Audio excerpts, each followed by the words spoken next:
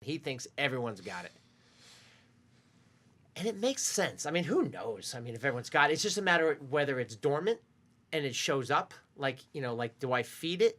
Is it there? Does it come out? You know what I mean? Do we all have it? I don't know. What do you think about that? Well, I think that leads us to the next kind of stage, and the next part of the talk that I gave was not only Lyme disease but also chronic illness. And when we talk about the two faces, right, of Lyme, and it's a very good point, because if we really consider ourselves part of this environment, that the bacteria are present and even more present, then it leads you to think, listen, you can do tick checks every day, but these nymph forms, these larval forms are tiny, and it's almost impossible to detect them. And if you're outside, and which is good for you to be outside, we shouldn't be afraid of it.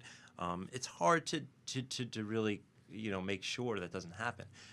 But when it comes to that second phase of Lyme, it's more of a kind of a hidden, more of a chronic, and we don't know when it's going to creep up. We don't know what the symptoms are going to be or what. Yeah. It becomes less about the infection, in my opinion, and it becomes more about how intact, how potent our own immune system is. So it can be laying dormant, as you say.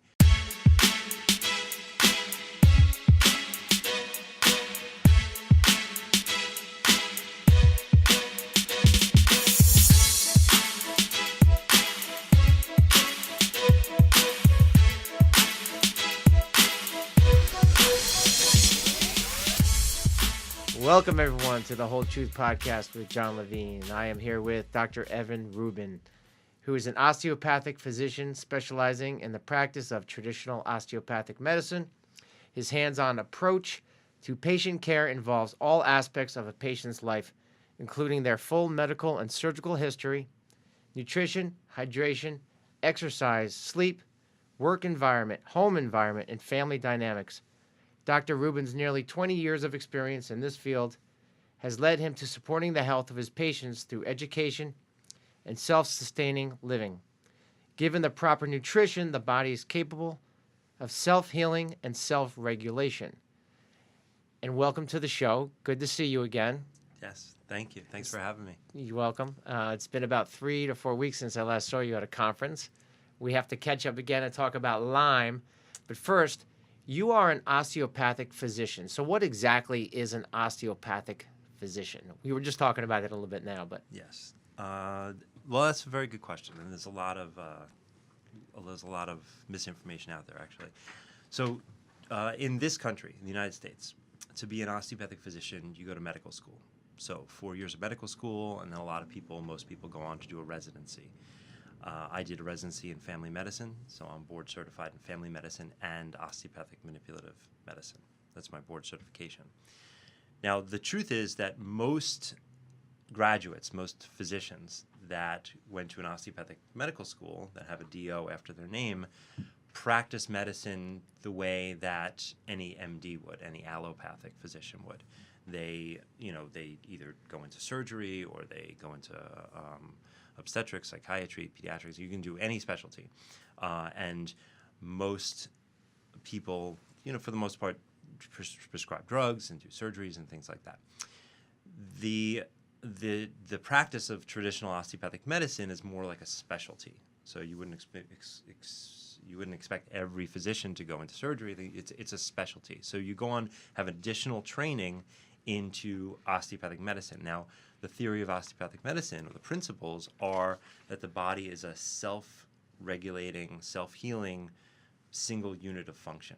That we have this, basically a pharmacy inside. The reason that drugs work is because we have receptors for them, and we create them, internally in our system. And that given the proper structure, the proper balance of function of the nervous system, the immune system, the gut function, musculoskeletal system, that we can express that health that is innate to everybody. So that is a principle of osteopathic medicine. Another principle is that we're trained to use our hands to get a sense of where that balance is, where that health is, and how things are functioning, what the proportion is, and by using our hands to support that change or resolution, the body can then continue to function and achieve health. So when you say use your hands, so if I came to you and I was having a little bit of health issues, but I also sprained my ankle and twisted my knee, how would you use your hands to incorporate, helping me out? So there's no there's no recipe book for it. Every patient is unique. So you coming in with an ankle sprain and the next person coming in with an ankle sprain can treat completely different, can feel completely different, may have a different fulcrum for injury and a different cause. But you're literally putting your hands on my ankle? Yes, using my hands to get a sense of where that balance is. So are you feeling for energy? So energy, energy is a great word.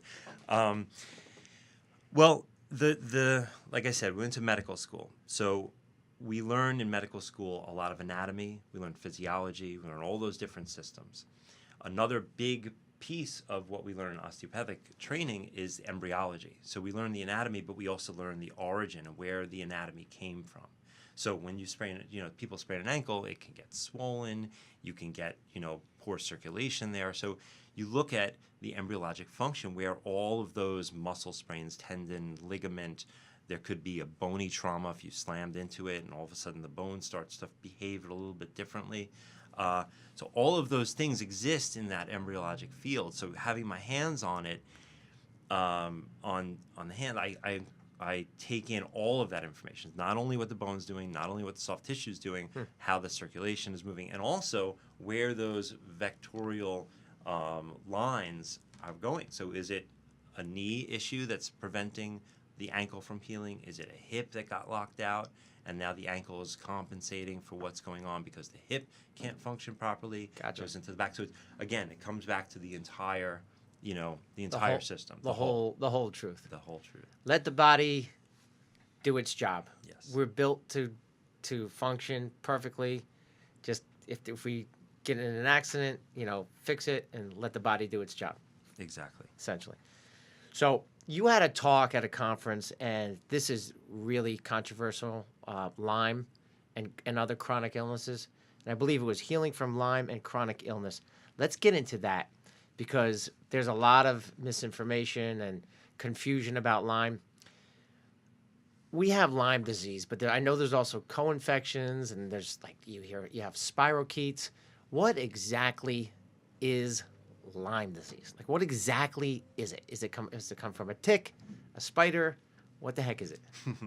All right. So Lyme disease is caused by a bacteria. It's a bacteria that is in the shape of a spirochete. That's what it's called, and it's called Borrelia burgdorferi is the one that's most common in this area. And ticks are a carrier. They are a vector for that bacteria. So it's a tick that gets infected with the bacteria, and then the tick then bites, a human, you, me, somebody, and transmits that bacteria through its saliva into the bloodstream. And then the bacteria can grow, and it's a bacterial infection. What's so tricky, one of the things that's tricky about Lyme is, and I mentioned this in the talk I gave, Lyme can have two faces. It can have the face of an infection that a lot of us are more familiar with, like a strep throat infection, where you have some symptoms, sore throat, fever, swollen glands. Right. You suspect, and that's an important point, you suspect a strep throat, so you go and get tested. The test is pretty easy to do, and you take antibiotics for 10 days, and the strep throat is gone. Lyme can present that way. It can be you can suspect Lyme early, which is very, very important. And hopefully as the education is and the awareness is building, more and more people, parents, patients, doctors suspect Lyme and look for it and try to diagnose it early. And we can do that. If if some of the more clear presentations come in, you suspect it, you can diagnose it, you can test for it perhaps, and you can treat it. And sometimes a relatively short course, a few weeks, maybe a little bit longer, of antibiotics will eradicate it, and it may not come back. That's one face. Right. The other face of Lyme is perhaps you didn't suspect it, or perhaps the symptoms that you're presenting with are delayed.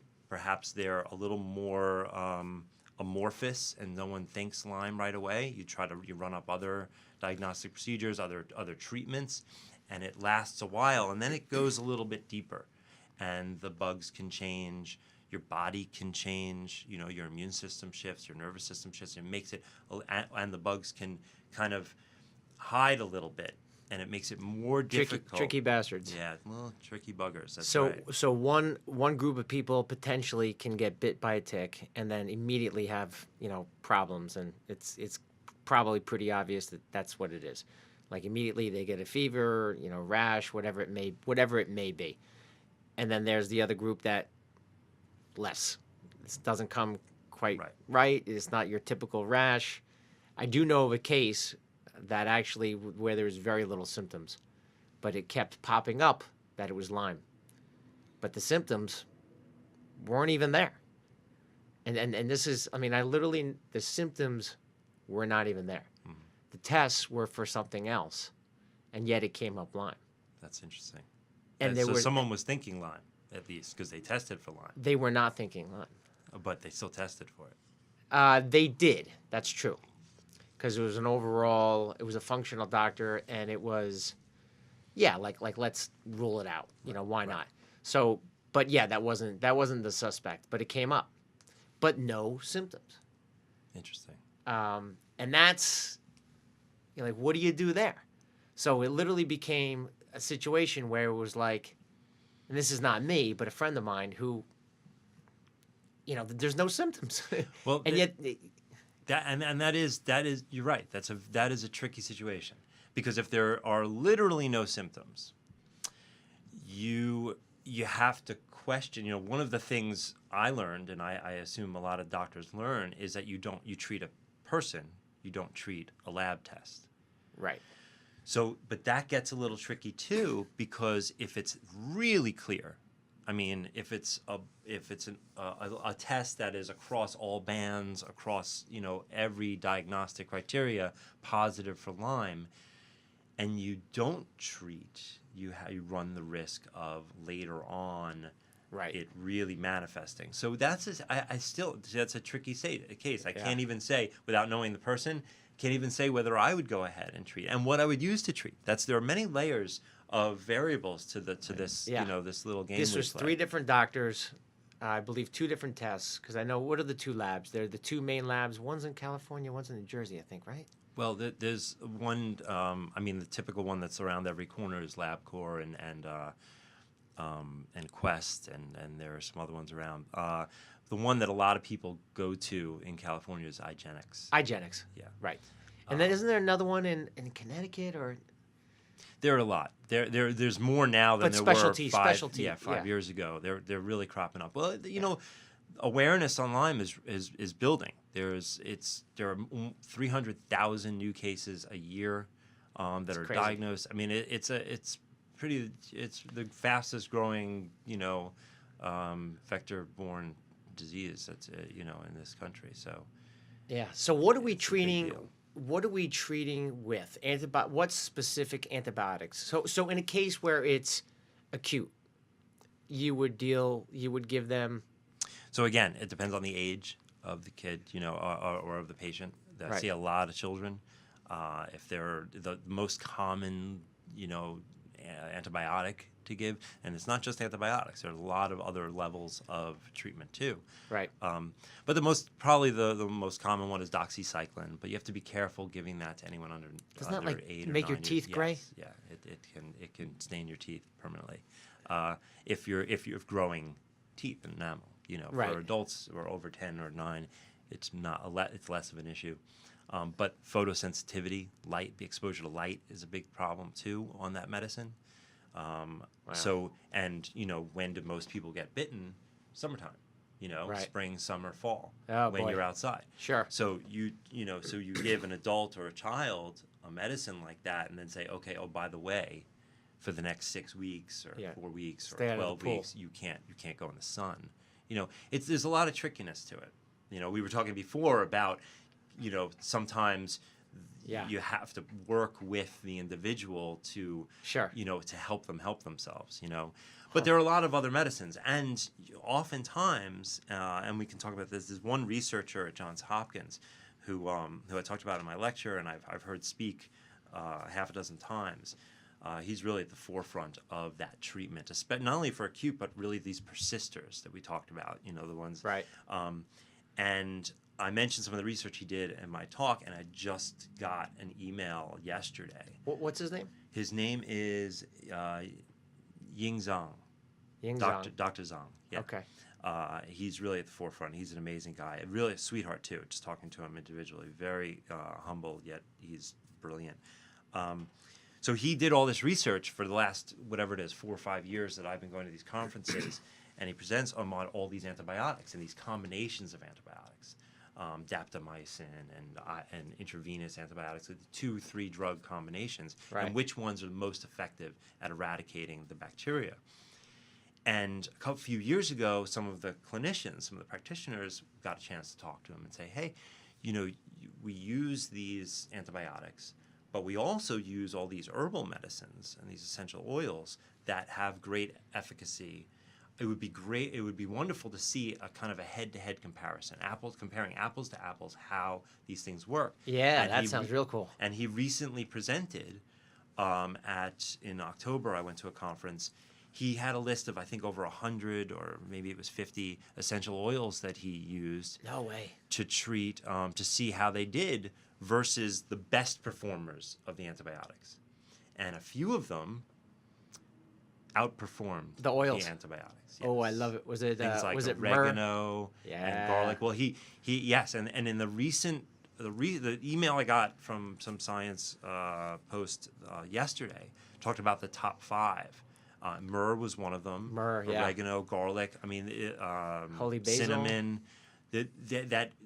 And what was interesting is when you use these things in combination. Was rosemary on there?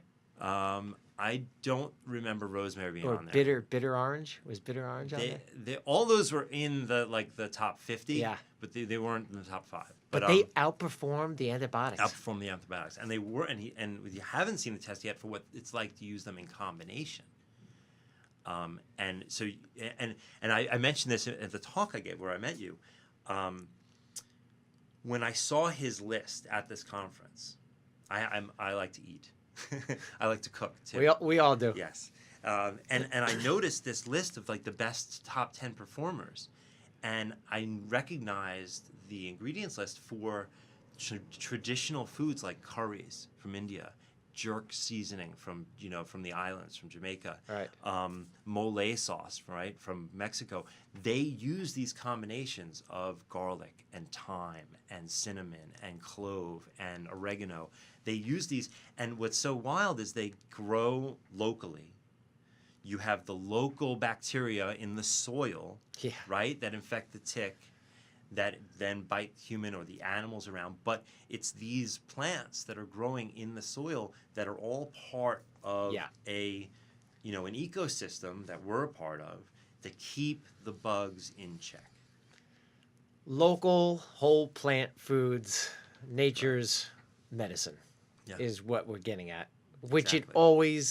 it always seems to come back to that a lot, at least. Yeah. I know it's very hard where we live, and people like to eat, you like to eat, I like to eat, but if we can just make our foundation of food real food, and then, the junk, you got to eat junk because you can't just eat plants all day. You lose your mind, right? Local whole food plants, you're going to lose your mind. You got to eat some junk. But it's just, but nature's medicine is so strong. And there it goes, right? The oils, it just goes to show you. Yeah. And you look at, we think that Lyme is new, and we look to new drugs. What's 1,000 years old? Or like right. 10,000, 50,000. Sometimes it really pays to look at what's lasted for thousands of years in cultures. Frankincense is another one. Yeah, and there's a reason that these things last for thousands of years, and they become part of a culture, and they become tradition. Yeah, I mean, I think they found literally spirochetes in mummies, Hmm. Yeah, in, thousands of years in ago. like mummies from God knows how long ago. Yeah. These bastards have been around a long time.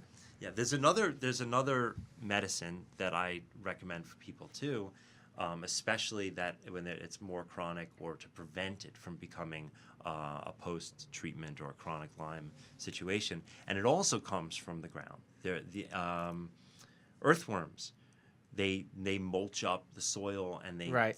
they produce something. They produce an enzyme called lumbrokinase, and wow. that is something that, and we talked about before, that you mentioned the spirochetes in different forms. Yeah. Spirochetes in their elongated, kind of twisty corkscrew form are the most vulnerable. They're the easiest for our immune systems to attack, to get rid of and keep in check. They're the easiest for the medicines, the essential oils or the antibiotics Right. to attack. But they also start to change. And the spirochetes, when they've been around a while, where they get a little sense of attack, they ball up and they go into a round form.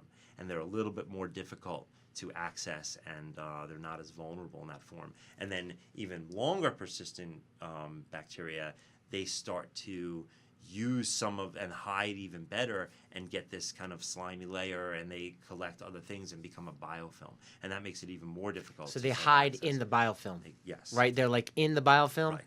So then our our immune system is Either- looking for it and can't. Either can't find it, or there's just so much protection there that for the spirochete that we can't really access it. But what the lumbrokinase does, that the earthworms produce, it's part of the soil. So do I have to eat, if I get Lyme, do I have to eat earthworms with my, do I No. put those in my salad? No. Yeah, I don't know. I don't think so. I think, but if you, That's a good luckily they have made these little capsules that you can take that But they contain come from lumbrokinase From the earthworms. from the earthworms. Yeah. Capsules are better than eating the worms. Well, I don't know. That's a good question. I don't know. The capsule's not I a get- whole food. Maybe you should just grab handfuls. I like that. You know what? It probably would work too. I don't. I don't know. I don't know who's going to test that. Grab handfuls of earthworms. It's your show. I think that you should take the lead. I mean, no. I don't have Lyme. No, but that's not true. I probably do have Lyme. Oh, who knows? I think I do. Though I'm not advocating. people I that actually eat think, earthworms. but I I'm actually just- honestly think I do have Lyme. I think we all do. I don't know. This whole thing is very tricky. But I believe at this point that we all have Lyme. And you do have other doctors that also say it's not tick-borne, it's insect-borne.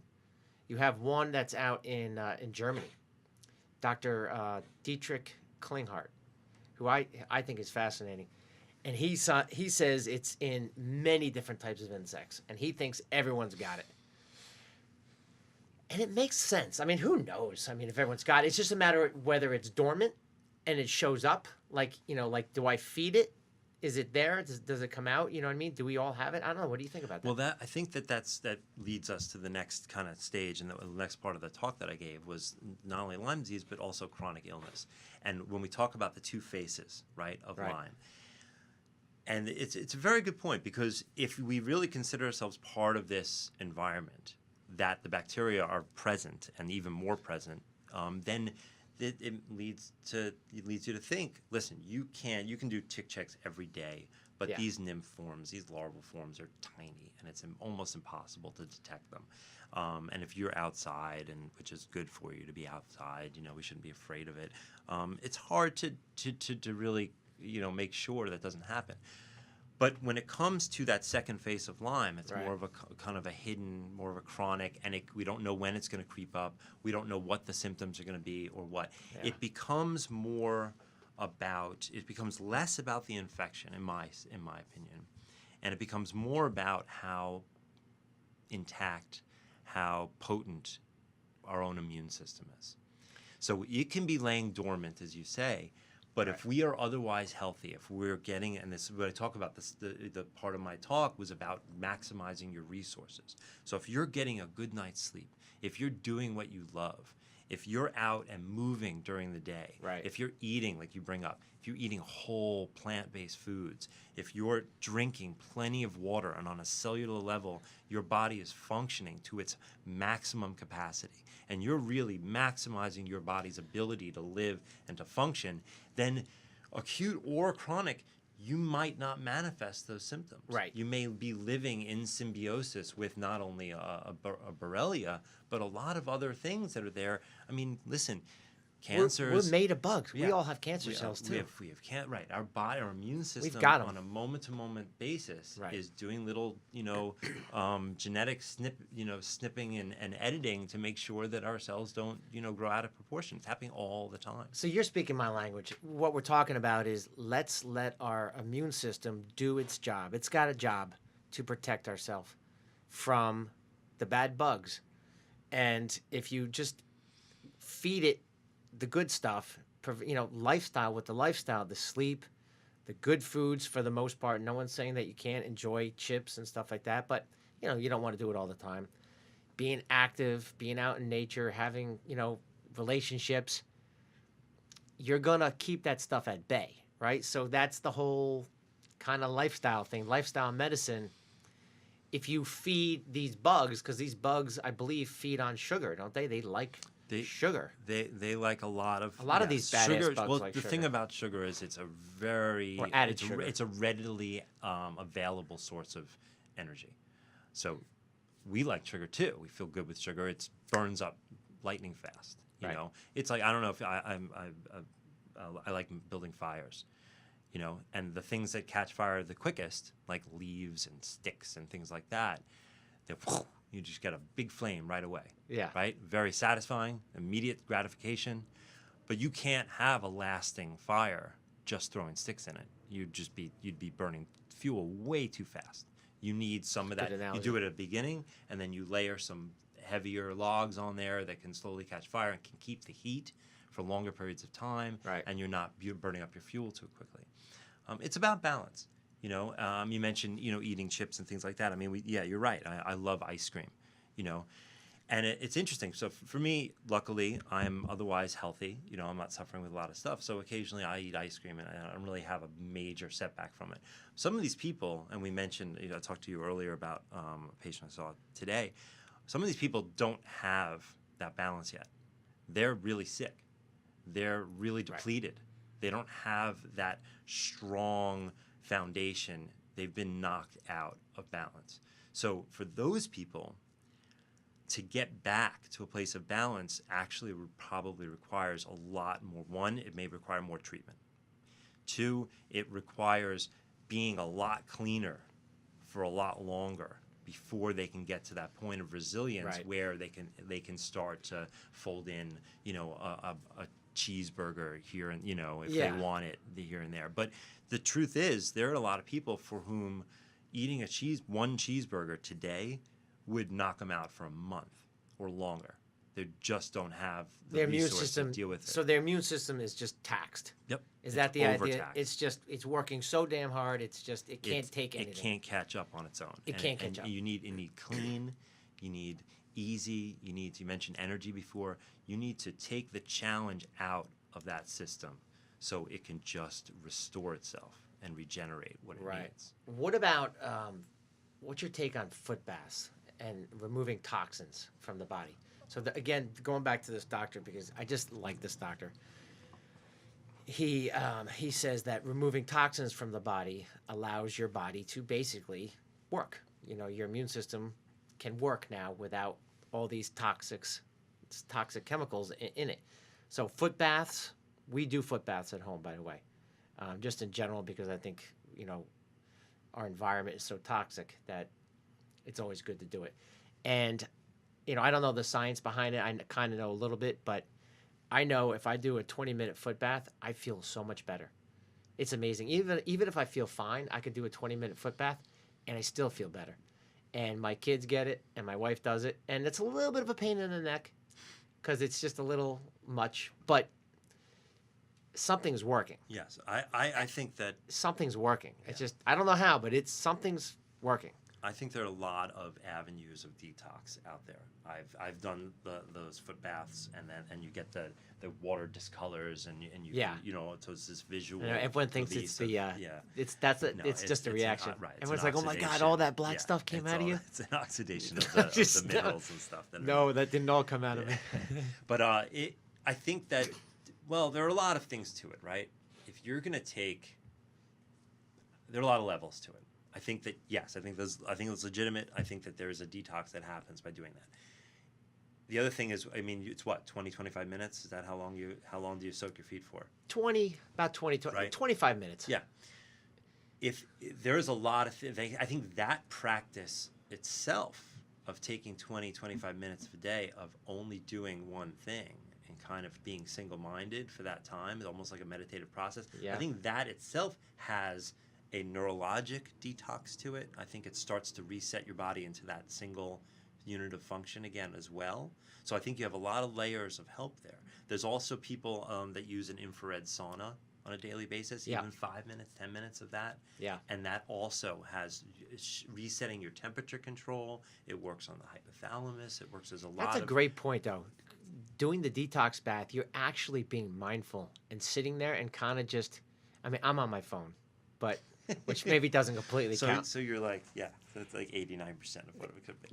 But you're right. But the actual process of being able to be in the foot bath and be there for 25 minutes, you're kind of chilling out a little bit. And again, I think there's a benefit to the foot bath itself, but any routine that you can pick up of something that's good for you and do it on a daily basis, it resets your system. It resets your nervous system, and it not just the nervous system, but it recalibrates everything to be in line and functioning as a single unit.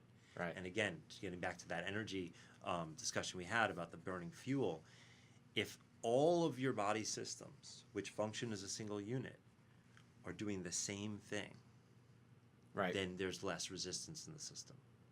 And therefore, whatever it is you're doing, whatever energy you're using to do it, can be reduced. And therefore, more energy is available for healing, for restorative function, recuperation. That's why sleep is so important. Yeah. You know. No, it's those. Again, sleep. If something's out of balance, that's when the cycle starts. It's the it's not rocket science, but it's sleep, it's good nutrition, it's exercise, cognitive thinking, and relationships. And you can make an argument. You can make it in water, and water. So you can make an argument that food is the most important thing that drives everything. Well, sleep is just as important, and so are relationships. If you're in a bad relationship, you might not eat well. You might not sleep well. Mm-hmm. If you don't sleep well, you're probably not going to eat well and exercise well. You can't exercise like you would or should if you're not sleeping well. So if you don't exercise, you might not sleep well. So they all you can make an argument for one's better than the other. You need them all. And I would actually argue that the food is the least important. Because I think the relationships are number one. Because actually you can get really, really healthy by not eating. I haven't eaten all day today. I just had a banana. I mean, that's a whole other talk on fasting. But and I guess you could lump that into eating, because not eating is whatever. It's a choice that you're making. It's mindfulness. But, right. But there's a lot out there, again, for decades and thousands of years, actually, where these traditional cultures weave days or months of fasting into their culture. And it's not random. It's for a reason. No, I agree with it. But that's a whole nother ball game. That's a whole other stuff. That's a whole nother ball game. So you're right. Food, very important. But getting back to the antibiotics, I do see the need for antibiotics if there's like a severe case and someone's really got 103 fever, a rash, and they're just presenting all these symptoms. I get it. But it seems like from my research and my understanding, again, going back to Dr. Klinghardt and some other doctors, seems like at this point, antibiotics don't seem to be working in the long term, because a lot of cases just come back and they come back and they come back. And so the question is it a lifestyle thing, or are these bugs becoming so resistant that they're getting these antibiotics and they're basically saying, you know what, I've seen this before.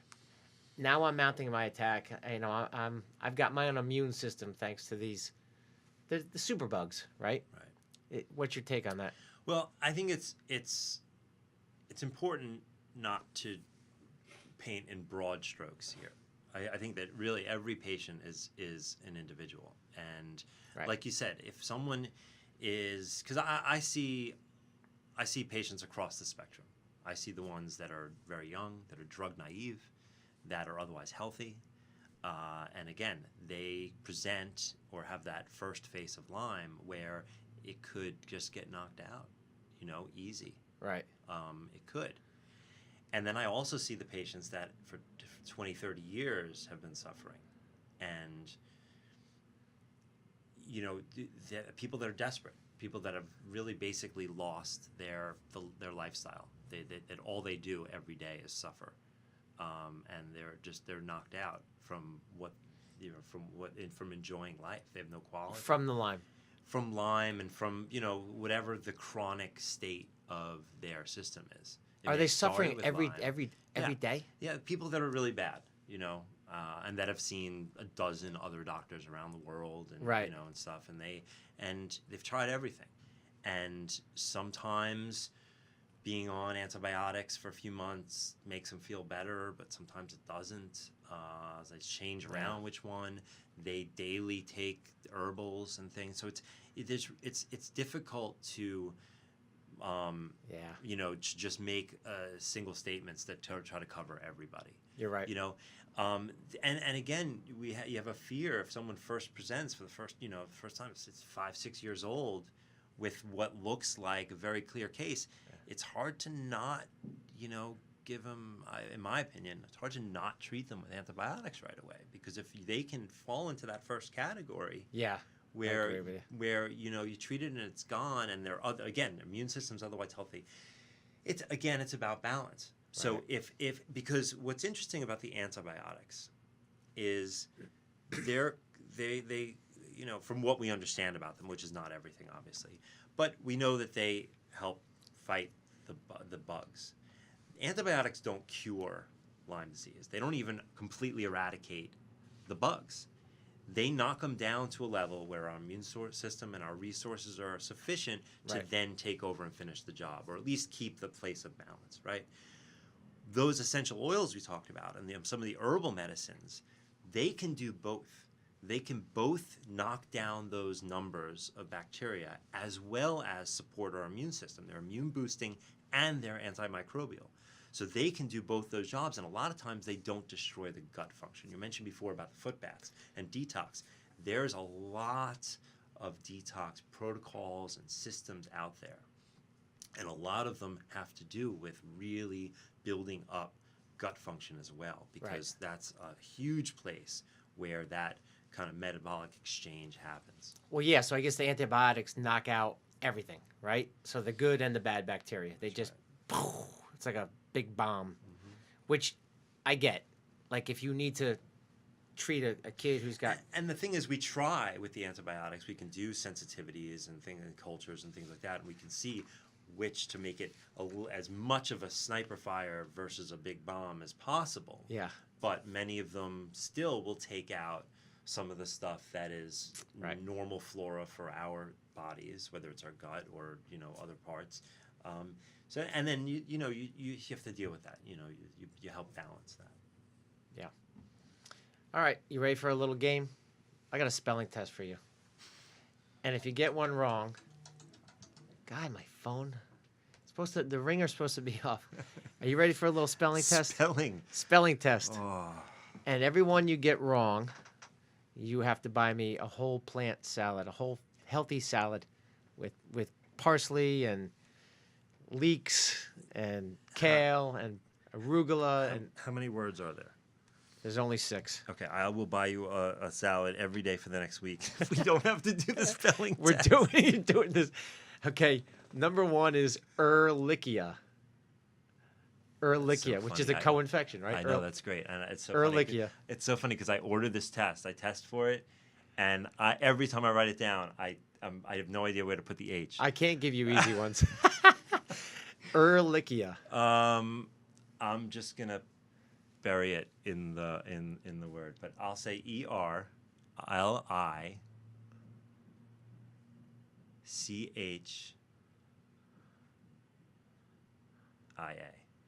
It's close, but it's the H that got you. It's EH? It's EH. Oh, I never know That's if wrong. it goes to the beginning or the middle. That's All right. That's one salad. All right, one salad. Gotcha. This one's easier. Babesia.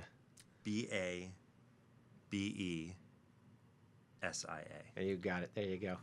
Which is a co-infection, right? It certainly is. So it's not a Ehrlichia yeah, it's a protozoa. and a Babesia, the co-infections. Yes, they are. This one could potentially turn your teeth gray and have some other problems, but it could do some good things as well. Doxycycline. Mm-hmm. Doxycycline. DOXYCYCLINE.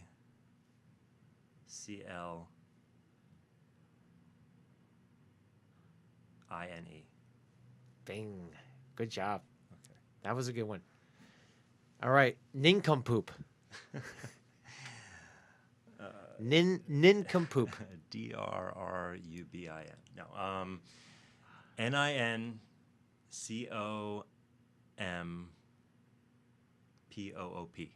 I think, did you say NIN? Mm-hmm. You got it. Yeah, that's good. You got that. Nice. You're doing good. Only one wrong. One salad. Jeez. All right. The whole truth. The whole truth. You were on the whole truth. The whole truth, which I need to have stuff in this here. I'm But looking around. I don't think you put a W in that. I think it's the HOLTRUTH. oh, I love it. Yes, Yeah. the whole HOL truth. HOL. You got that one For right. The holistic truth. The last one, spirochetes. With an S. Okay. Spirochetes. SPIROCHETES.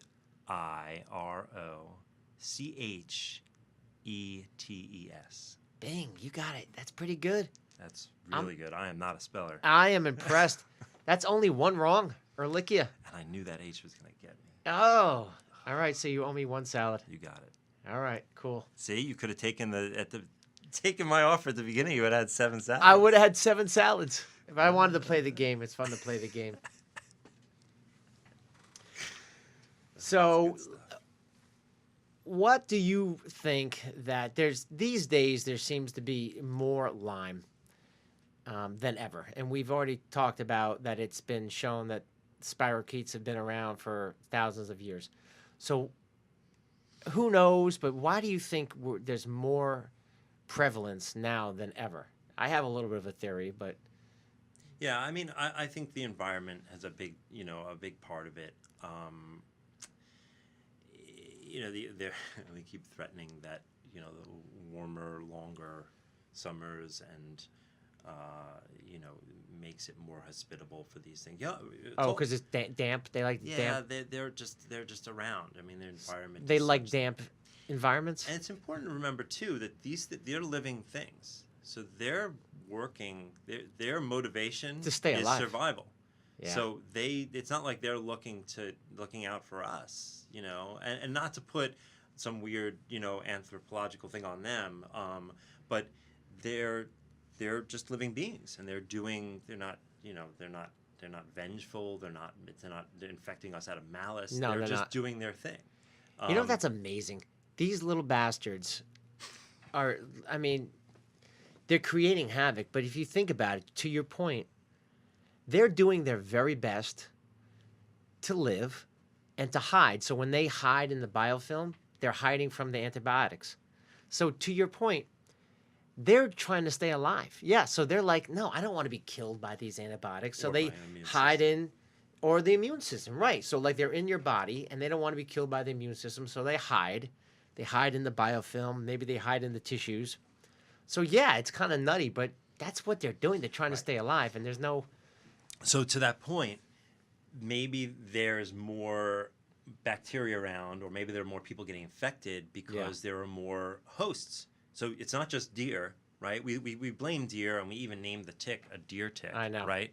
And like you said, it's not just ticks, and it's not just the deer tick that transmit Lyme. Well, potentially. I mean, just what I've heard. Well, it's true. There are other ticks that do it. But actually, there's something very interesting. The Lone Star tick.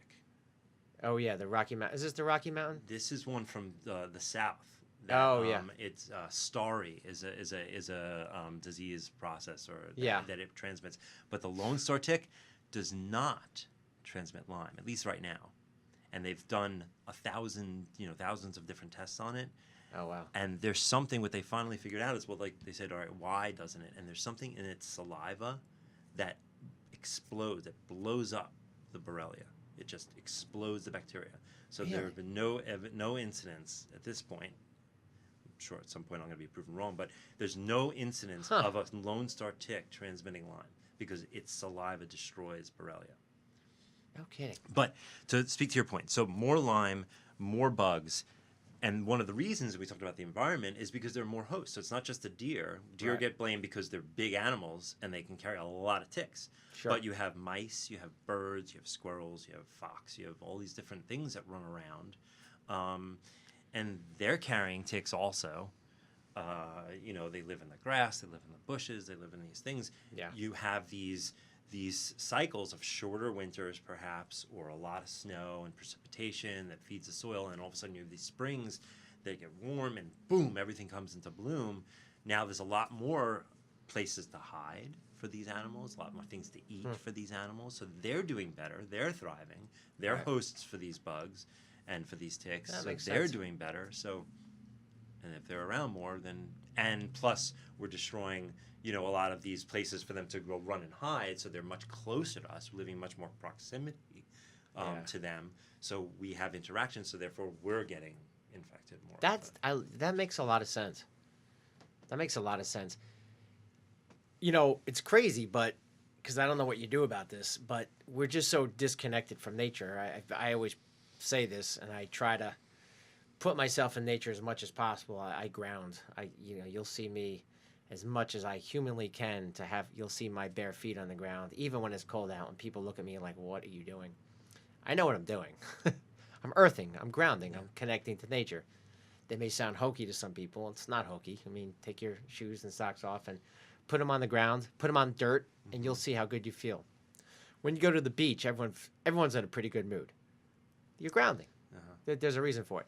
So anyway, getting back to my little thing, and this is important for people to understand that in this day and age when, everything's at your beck and call, you got to, be on your cell phone. We have microwaves. We have EMFs all over the place.